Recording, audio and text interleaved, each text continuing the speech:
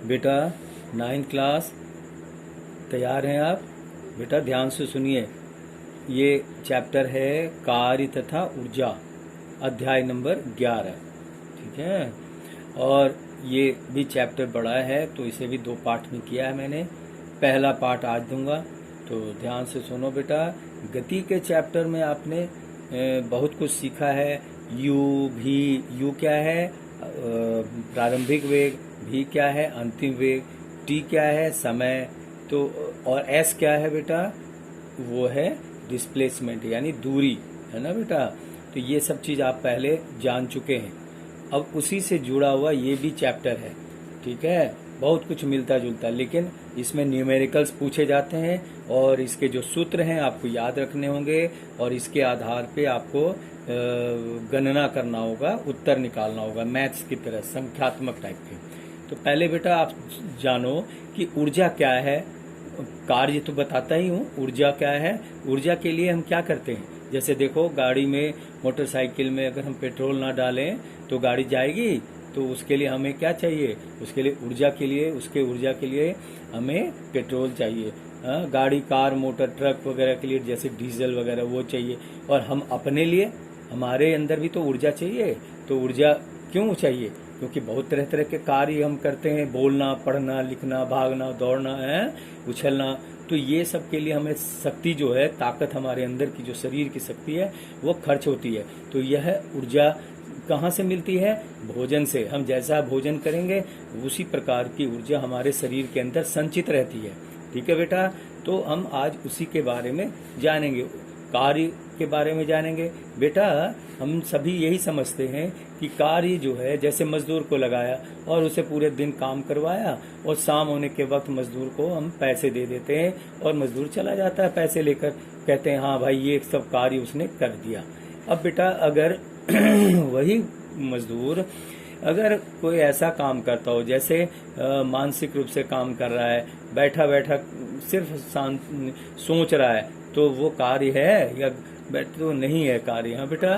तो गति के विषय में पहले आप जो पढ़े हैं उससे जुड़ा हुआ ये चीज है। तो ध्यान से सुनो आप। किसी वस्तु में गति के लिए क्या चाहिए? ऊर्जा जरूरी है। और सजीवों में विभिन्न कार्यों को करने के लिए हमें जैसे खेलना है, लिखना, पढ़ना, गाना, स्कूल, घर से स्कूल आते, स्कूल से घर जाते, तो ये सब है। सोच, कूदना, उछलना, साइकिल चलाने में भी हमारी ऊर्जा की आवश्यकता पड़ती है। तो ये सब जो है बेटा वो क्या है? उससे, उस ऊर्जा से हमारे अंदर शक्ति मिलती है और फिर शक्ति से फिर हम तरह तरह के कार्यों को करते हैं।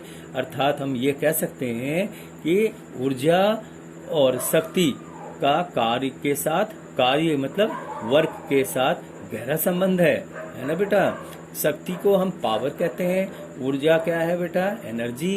एनर्जी के लिए हम स्मॉल ई का इस्तेमाल करेंगे सूत्र में। डब्ल्यू क्या है? कार्य। वर्क, वर्क को डब्ल्यू से। और फिर बेटा आगे जैसे जैसे ये होगा मैं आपको समझाऊंगा। ध्यान रखना है, यहाँ पे बहुत ध्यान देने वाली बात है। सामान्य जो हमारा जो शारीरिक या मानसिक श्रम है, कार्य का होना, हम सभी यह समझते हैं, किंतु ये जो मानसिक श्रम है उसको कार्य का होना समझते हैं। लेकिन कार्य का होना हम सभी समझते हैं, किंतु जो विज्ञान में बेटा, विज्ञान के अनुसार वैज्ञानिकों ने जो उसका सही रूप से जो समझाया वो ये कि जब हम बल लगाएं किसी चीज पे, किसी वस्तु पे, और वह जब दूरी तय करती है, कुछ दूरी डिस्प्लेसमेंट होती है, तो विज्ञान के अनुसार यह हम सही, ठीक है, यह तभी हम मानेंगे कि हाँ कार्य हुआ। अगर कोई भी वस्तु है और उसको धक्का दे रहे हैं, वो अगर जगह डिस्प्लेसमेंट होती, जगह दूरी तय करती है, थोड़ी दूरी खिसक जाती है, तभी हम उसको कहेंगे कि कार्य हुआ। अन्यथा हम कार्य नहीं, चाहे जितना भी जोर लगा लो और वस्तु अपनी जगह से नहीं खिसकती, तो हम क्या कहेंगे? कार्य नहीं हुआ। अब उसी पर उदाहरण है बेटा। कोई मजदूर एक बहुत बड़ी चट्टान को ढकेलने के लिए कठोर परिश्रम करता है। सारे प्रयासों के बावजूद भी वह चट्टान टस से मस नहीं, खिसकती नहीं है, अपनी जगह पे ही वह रहती है, हिलती भी नहीं। तो हम क्या कहेंगे? कार्य हुआ? नहीं, कार्य नहीं हुआ। क्योंकि विस्थापन नहीं हुआ, और विस्थापन नहीं होना यह कार्य नहीं होने के बराबर है, अर्थात स्थान में परिवर्तन होना जरूरी है। एक दूसरे उदाहरण में मैं तुम्हें समझाना चाहता हूँ। दूसरा एक उदाहरण, जैसे स्कूल में भी तुम देखते हो बेंच को, चेयर को इधर से उधर करते हो, तो एक लड़का है किसी वस्तु, यानी मान लो कुर्सी है, मेज है, उसको खींचता हुआ एक स्थान से दूसरे स्थान दूर तक ले जाता है, ठीक है। तो अब बताओ कि और बिना बल के वो खिसक सकता है वो मेज या चेयर?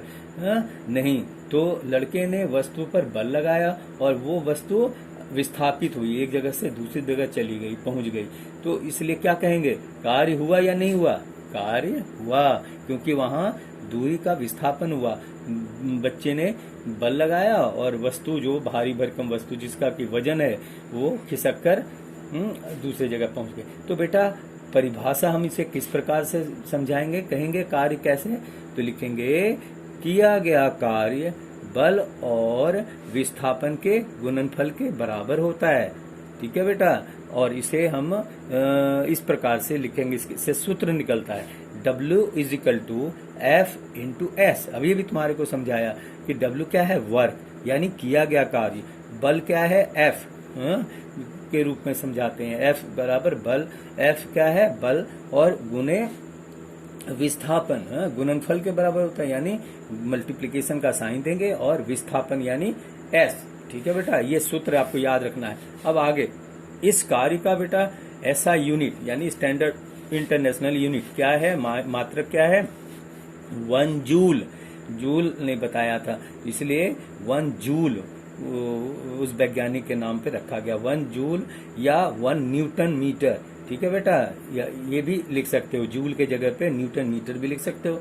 और उसको मैंने यहाँ तुम्हें दिखा दिया है, कैपिटल N और M क्या है, मीटर, न्यूटन मीटर होता है, ठीक है बेटा।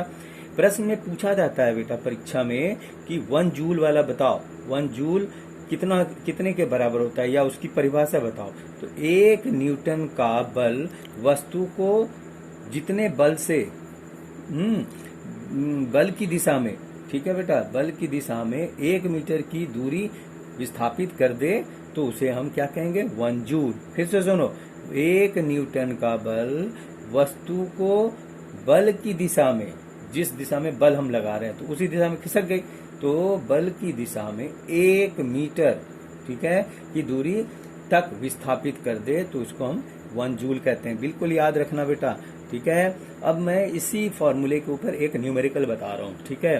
तो न्यूमेरिकल है, बताओ कितना कार्य किया, किसी एक वस्तु पर 10 न्यूटन का बल लग रहा है, ठीक है, 10 न्यूटन का बल लग रहा है, और बल की दिशा में वस्तु 5 मीटर की दूरी विस्थापित होती है। विस्थापित होती है मतलब थोड़ी खिसक जाती है, थोड़ी दूर चली जाती है। कितनी दूर, 5 मीटर।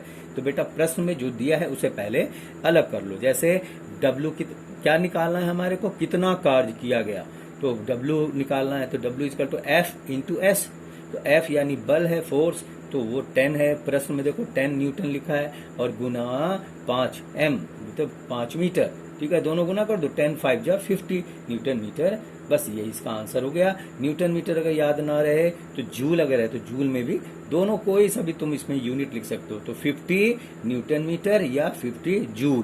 दूसरा क्वेश्चन है बेटा, बस अड्डे पर एक कुली, ठीक है, 30 kg का बोझ नीचे रखा हुआ होता है, तो नीचे से उठाकर, मतलब धरती से उठाकर कितनी ऊंचाई पर, 1.5, मान लो वो 1.5 मीटर का वो इंसान अपने सिर के ऊपर रखता है, तो उठाता है बेटा, तो क्या होता है तुम्हें पता है ना, ऊपर से नीचे गुरुत्वाकर्षण बल लगती है, जैसे तुम स्कूल में भी देखते हो, छत ऊपर जो है कमरे से जब सीढ़ी से उतरते हुए जाते हो तो फटाफट सीढ़ी से उतरते हुए चले जाते हो, लेकिन जब नीचे से ऊपर आते हो एक बल ऊपर से कार्य करता है जिसको ग्रेविटेशनल फोर्स यानी गुरुत्वाकर्षण बल कहते हैं, तो वो कार्य करने लगता है। तो 1.5 मीटर ऊंचाई यानी सिर पर वो बोझ को रख लेता है और उसके बाद वह चलता है। उसके द्वारा बोझ पर किए गए कार्य बताओ, कितना कार्य किया। ठीक है बेटा, जी की वैल्यू जो है 9.8 होती है। जी मतलब गुरुत्वाकर्षण बल, उसको स्मॉल जी के द्वारा हम बोलते हैं बेटा।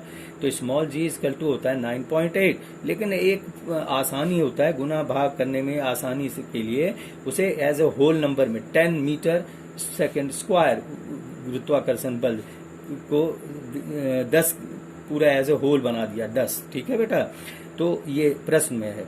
तो इसका उत्तर के लिए क्या करें, द्रव्यमान मतलब वस्तु का वजन, जो उसने कुली ने उठाया वो वजन कितना है, यानी द्रव्यमान कितना है, m बराबर 30 kg। और विस्थापन वो कितनी दूरी ले जाता है, तो देखो नीचे से ऊपर सिर पे उठाता है ना पहले, तो सिर पे जब उठाता है तो विस्थापन कितना हुआ 1.5 मीटर। हाँ बेटा ऊपर। तो अब इसके फॉर्मूले के अनुसार हो जाएगा W बराबर F इंटू एस।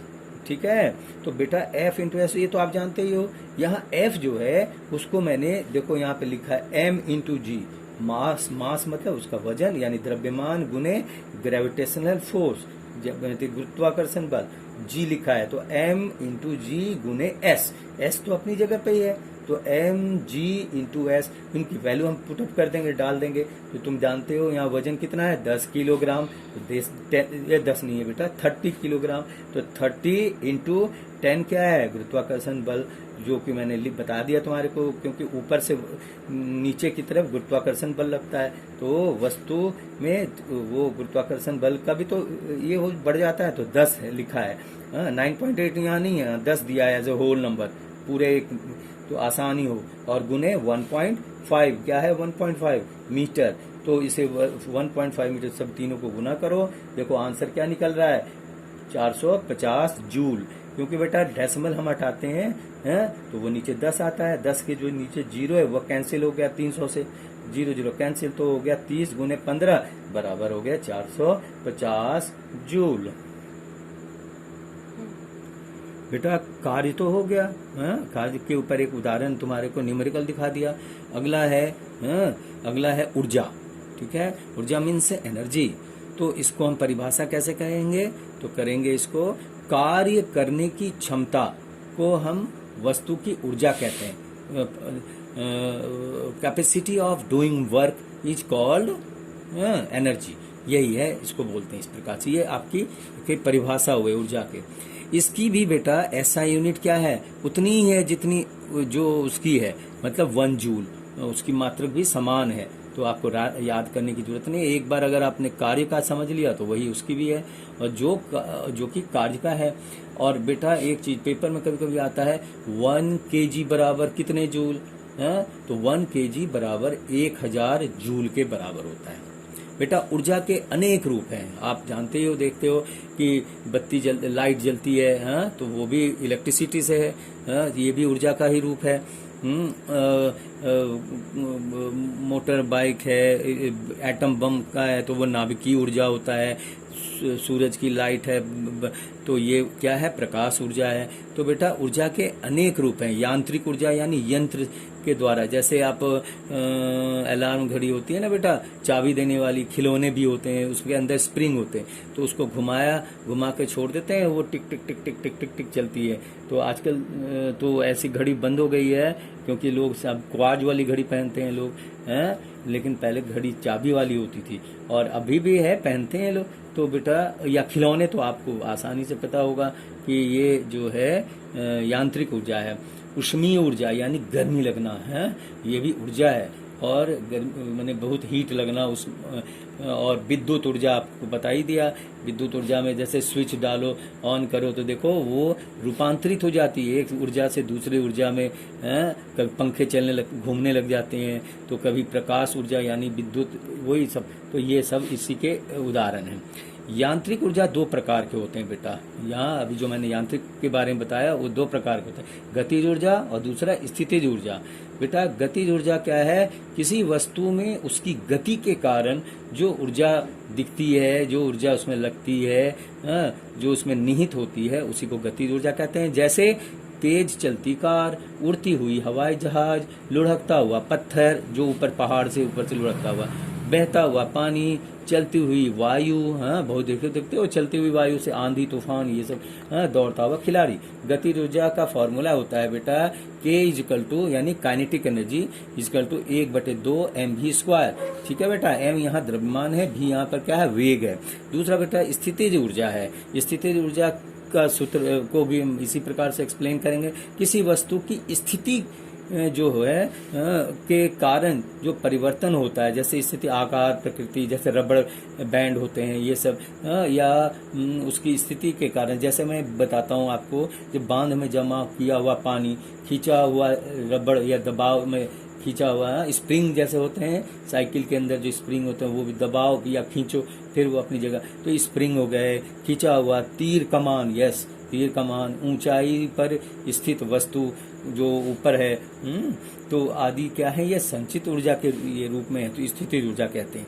यदि अब इसी को ऐसे समझो कि यदि m द्रव्यमान वाली वस्तु धरती से ऊपर कितनी ऊंचाई यानी h ऊंचाई पर स्थित है, तो गुरुत्वीय बल द्वारा स्थितिज ऊर्जा बराबर क्या होगा, P मतलब पोटेंशियल एनर्जी है, तो उसी को लिखा E फॉर एनर्जी और P साथ में लगा दिया, तो potential energy equal to mgh, तीनों स्मॉल है।